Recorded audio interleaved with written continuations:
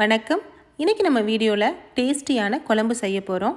இந்த குழம்பு பண்ணுறதுக்கு நமக்கு எந்த ஒரு காய்கறியுமே தேவையில்லை. ஒரே ஒரு பெரிய வெங்காயம் இருந்தால் போதும். இந்த குழம்பு நம்ம ரொம்பவே டேஸ்டியாகவும் அதே சமயம் குயிக்காகவும் செஞ்சு முடிச்சிடலாம். இந்த குழம்பு பண்ணுறதுக்கு என்னென்ன பொருள்லாம் தேவைங்கிறத வாங்க வீடியோக்குள்ளே போய் பார்க்கலாம்.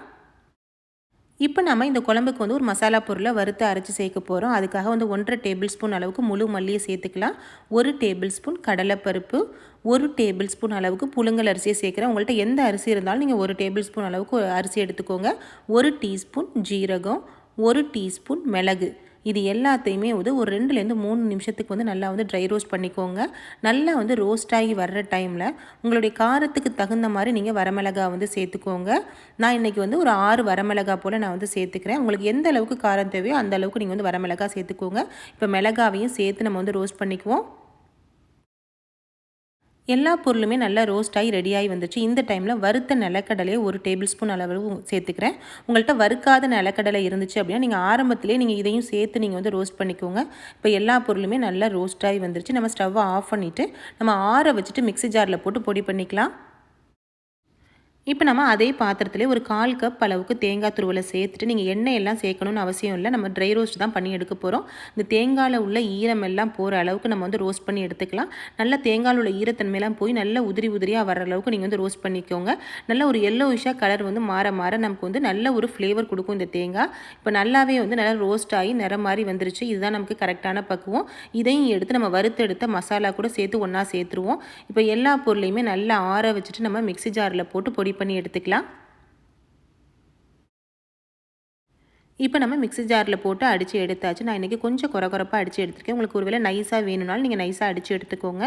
இப்போ நம்ம குழம்பை தாளிச்சிடலாம். அடுப்பில் பாத்திரத்தை வச்சுட்டு 2 டேபிள் ஸ்பூன் அளவுக்கு நல்லெண்ணெய் நான் சேர்த்துக்கிறேன். இந்த குழம்புக்கு நீங்கள் நல்லெண்ணெயை சேர்த்து செஞ்சீங்க அப்படின்னா ரொம்பவே டேஸ்டியாக இருக்கும்.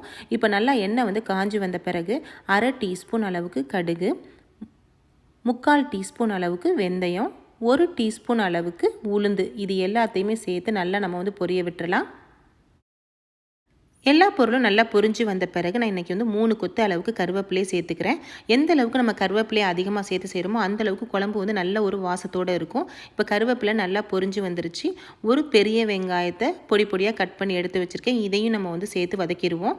வெங்காயத்தை வதக்கிறப்பவே கூட ஒரு டீஸ்பூன் அளவுக்கு உப்பையும் நீங்கள் சேர்த்து வதக்கிட்டீங்க அப்படின்னா நமக்கு சீக்கிரமே நமக்கு வதங்கி வந்துடும். நல்லா வெங்காயம் வதங்கி வரட்டும். வெங்காயம் வதங்கி வந்த பிறகு நம்ம பொடி பண்ணி எடுத்த மசாலா பொடியை இது கூட சேர்த்து நம்ம கலந்து அதையும் சேர்த்து வதக்கிக்குவோம். வெங்காயத்து கூட மசாலா பொடி எல்லாத்தையும் சேர்த்து வதக்கிட்டு கூடவே ஒரு 1/2 டீஸ்பூன் அளவுக்கு மஞ்சள் பொடி, 1 டீஸ்பூன் அளவுக்கு சாம்பார் பொடியும் நீங்கள் சேர்த்துக்கோங்க. இந்த சாம்பார் பொடி சேர்த்து செய்கிறப்ப ரொம்பவே நல்லாயிருக்கும். இப்போ எல்லா பொருளையும் நம்ம ஒன்றா கலந்து விட்டுலாம். மசாலா எல்லாம் நல்லா வதங்கி வந்த பிறகு ஒரு சின்ன எலுமிச்சை சைஸ் அளவுக்கு புளி எடுத்து ஊற வச்சு கரைச்சி வச்சுருக்கேன். இந்த புளி தண்ணியையும் சேர்த்து நம்ம நல்லா கலந்து விட்டுலாம். கூடவே 1/2 கப் அளவுக்கு தண்ணியும் சேர்த்துக்கலாம். உங்களுக்கு எந்த அளவுக்கு தண்ணி தேவையோ அந்த அளவுக்கு தண்ணியை சேர்த்துக்கோங்க. இந்த குழம்பு கொதிக்க கொதிக்க நல்லாவே நமக்கு திக்காக வரும். இந்த குழம்புக்கு தேவையான உப்பையும் சேர்த்துட்டு நல்லா நம்ம கொதிக்க வச்சிடலாம். மீடியம் ஃப்ளேமில் வச்சு நல்லா கொதிக்க வச்சுருவோம். இப்போ குழம்பு நல்லாவே கொதிச்சு நல்லா திக்கான பக்குவத்தில் வந்துட்டுருக்கு. நமக்கு உங்களுக்கு எந்த பக்குவத்தில் தேவையோ அந்த அளவுக்கு நல்லா கொதிக்க வச்சுட்டு நம்ம ஸ்டவ்வை ஆஃப் பண்ணிடலாம். இந்த குழம்பு ஆற ஆறவே ரொம்பவே நல்ல திக்கான ஒரு பக்குவத்துக்கு வந்துடும். அதனால் இதுதான் நமக்கு கரெக்டான பக்குவம். நான் இன்றைக்கி இப்போ ஸ்டவ்வை ஆஃப் பண்ணிடுறேன். உங்களுக்கு இன்னும் திக்காக வேணும் அப்படின்னா இன்னும் கொஞ்சம் நேரம் கூட நீங்கள் கொதிக்க வச்சுக்கலாம். நல்லா இப்போ நமக்கு சூப்பராக நல்ல டேஸ்டியான காய்கறியே இல்லாத குழம்பு நம்ம ரெடி பண்ணியாச்சு. இதை நம்ம சாதத்து கூட இட்லி தோசை கூட எல்லாம் வச்சு சாப்பிடலாம். ரொம்பவே டேஸ்டியாக இருக்கும். ட்ரை பண்ணி பாருங்கள். ஃப்ரெண்ட்ஸ், உங்களுக்கு இந்த வீடியோ பிடிச்சிருந்துச்சுன்னா லைக் பண்ணுங்கள். உங்கள் நண்பர்களுக்கெல்லாம் ஷேர் பண்ணுங்கள். கூடவே நம்ம சேனலை மறக்காமல் சப்ஸ்கிரைப் பண்ணிக்கோங்க. Thank you.